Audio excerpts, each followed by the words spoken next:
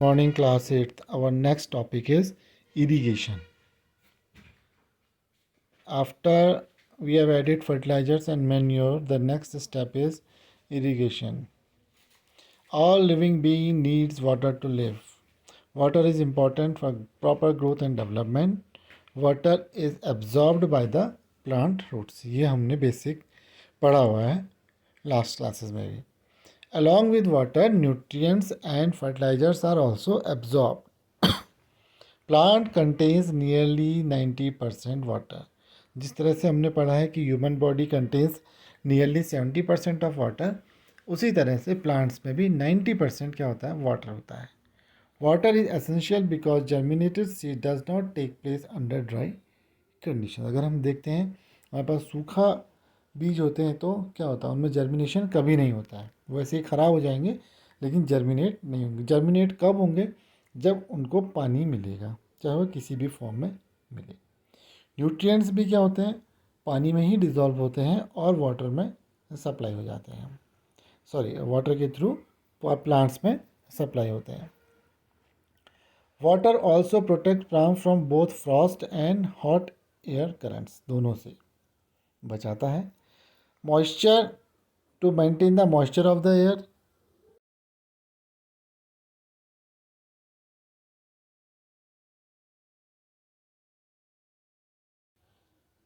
तो supply of water to crops in regular interval is called irrigation. हमको watering of plant नहीं पढ़ना है, हमको इस समय क्या देखना है कि इरिगेशन क्या है. What is irrigation? So watering of plants at regular interval is called irrigation. Watering of plants बल्कि crops in regular interval is called irrigation. The time and frequency of irrigation varies from crop to crop, soil to soil and season to season. तो कुछ crops को ज़्यादा पानी की ज़रूरत पड़ती है, कुछ क्रॉप्स को कम पानी की ज़रूरत पड़ती है. फॉर एग्ज़ाम्पल जैसे राइस का है, राइस को क्या होता है, बहुत ज़्यादा पानी की ज़रूरत पड़ती है. बट कुछ क्रॉप्स ऐसे हो सकते हैं जिनको कम पानी की ज़रूरत पड़ती है. जैसे गेहूँ होता है, उसको उतना पानी नहीं चाहिए जितना चावल को चाहिए. सॉइल टू सॉइल, कुछ सॉइल में नमी एब्जॉर्ब करने की ज़्यादा पावर होती है. ये हमने पढ़ा था क्लेई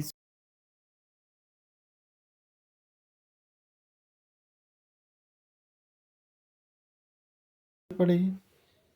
जाड़ों में भी थोड़ा कम पानी, लेकिन गर्मियों में इरिगेशन की ज़्यादा ज़रूरत पड़ती है. तो डिपेंड करता है किस तरह का वेदर है. सोर्सेज ऑफ इरिगेशन क्या होते हैं?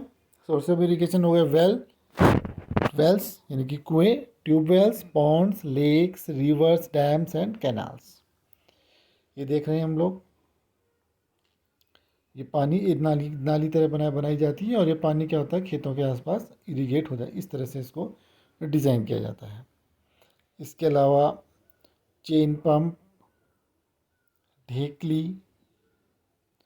राहत, ये सब तरीके हैं पानी को निकालने के लिए. ये देख रहे हैं हम लोग, अगर हम इसको देखेंगे, ये बेल है ना, कोलू का बेल कहते हैं ना, लगा हुआ है, घूमते जाएगा. ये घूमेगा तो क्या कहा, ये इलेक्ट्रिक, अगर यहाँ पर इलेक्ट्रिक सप्लाई पॉसिबल नहीं है तो मैकेनिकली इसको हम घुमाएंगे. ये पानी यहाँ से निकालेगी बाल्टी की सहायता से और उठा करके एक कैनाल में डाल देगी. उसके थ्रू पानी फिर अपना पूरे फील्ड में डिस्ट्रीब्यूट हो जाएगा. सो मोटा यानी कि ये पुली सिस्टम कहते हैं, मोट, MOAT. चेन पुल पंप, ढेकली, राहत, लीवर सिस्टम है ये. तो पंप्स, अब क्योंकि इलेक्ट्रिसिटी की पॉसिबिलिटी अगर है तो pumps are commonly used for lifting water. जिसको पंप्स को ऑपरेट करने के लिए फिर हमको डीजल चाहिए, बायोगैस चाहिए, इलेक्ट्रिसिटी चाहिए, सोलर एनर्जी चाहिए.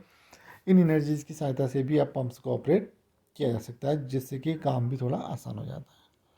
Modern methods of irrigation helps to consume the water economically. अब पानी क्या है, हमने पहले भी पढ़ा था, 6 में पढ़ा था कि पानी बहुत ज़्यादा उपलब्ध नहीं है. तो पानी को की उपलब्धता जब नहीं है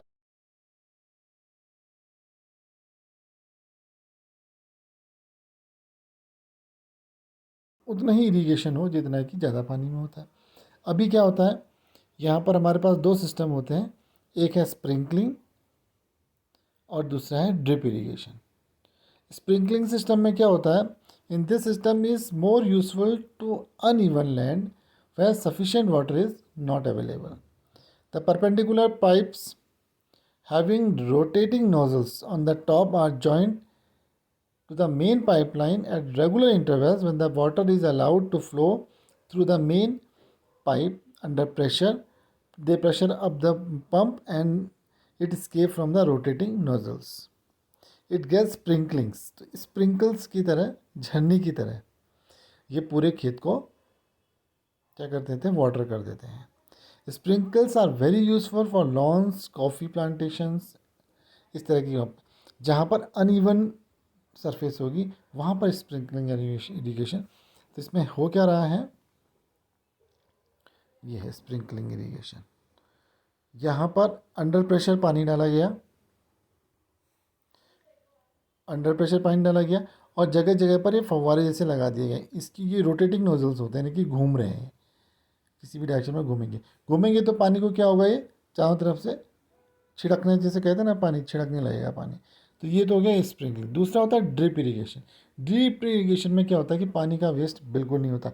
एक्चुअली में हमको पौधे के थोड़ी दूरी पर ही पानी तक ही पानी चाहिए, ज़्यादा दूरी तक पानी नहीं चाहिए, क्योंकि हमारे पास डिस्टेंस रेगुलर है। पानी क्या होता है, इस चक्कर में वेस्ट हो जाता है।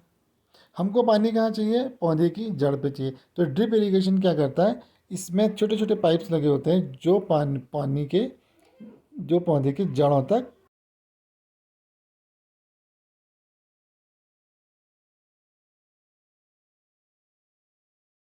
कमी हो। प्रोटेक्शन फ्रॉम वीड्स, सबसे पहले पढ़ते हैं व्हाट आर वीड्स।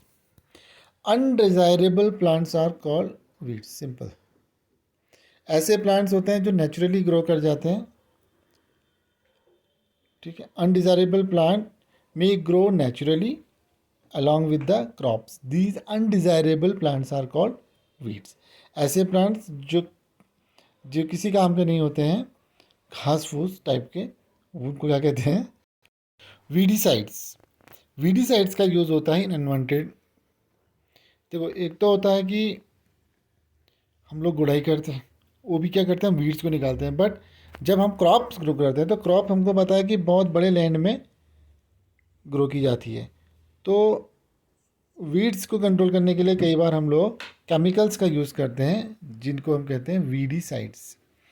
इसमें से बहुत एक एग्जांपल है वीडीसाइड्स का 2,4-D, 2,4-T। इसको स्प्रे किया जाता है और ये वीड्स को मार देता है, ठीक है। लेकिन इसकी खासियत क्या होती है इस वीडीसाइड की, कि क्रॉप्स को तो नुकसान नहीं पहुंचाता है लेकिन वीड्स को ख़त्म कर देता है। The weedicides are diluted with water to an extent required and spread in the field with a sprayer. एक स्प्रेयर की सहायता से, जैसे हम लोग, अब आप लोगों ने देखा होगा सैनिटाइजेशन का काम आजकल जगह जगह हो रहा है। तो जिस तरह का सैनिटाइज़र ये हमारे का स्कूल में भी है, तो इस तरह से सैनिटाइज करते हैं, उसी तरह से वीडीसाइड्स को भी सेम मशीन है।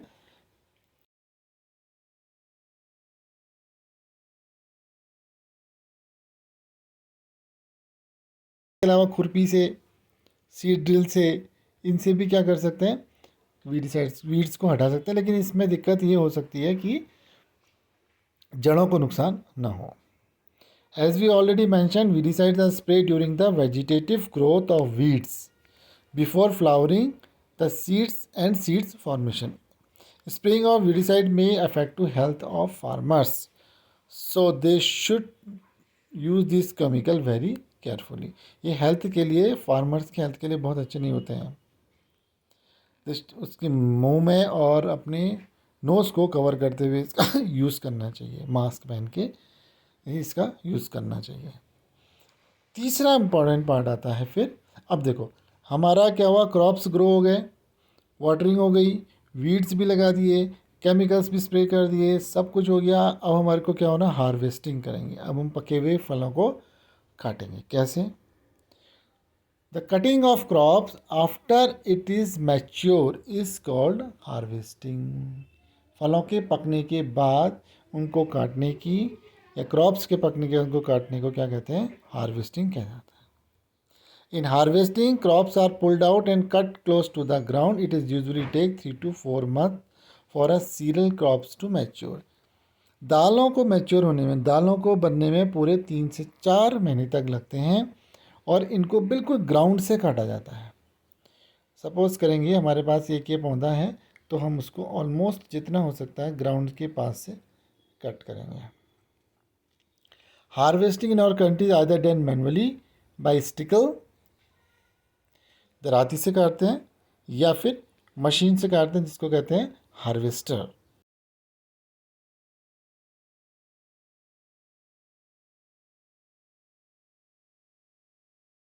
थ्रेशिंग, ये थ्रेशिंग प्रोसेस हमने पहले भी पढ़ी हुई है सेपरेशन वाले चैप्टर में।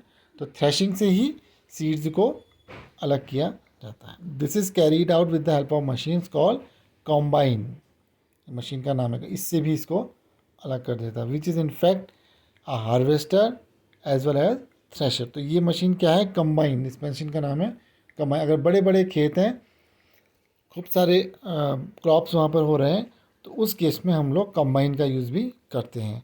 इससे फ़ायदा क्या है, इससे चीज़ें आसान हो जाएंगी, ये पेड़ों को हार्वेस्ट भी करेगा और साथ में साथ थ्रेश भी कर देगा, यानी कि सीड्स को भी अलग करता चलेगा।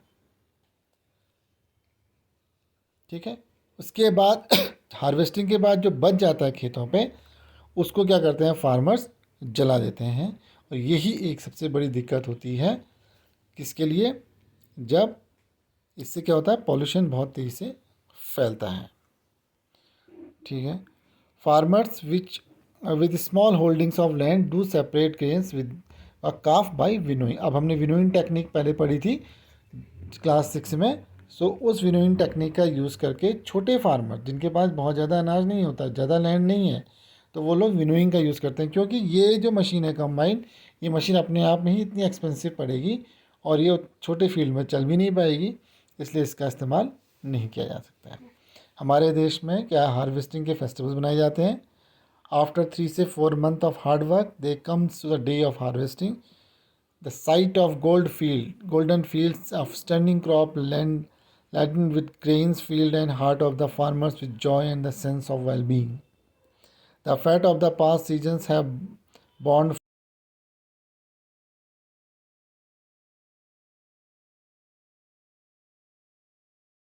मेहनत करी थी, उसका फल हमको मिल रहा है।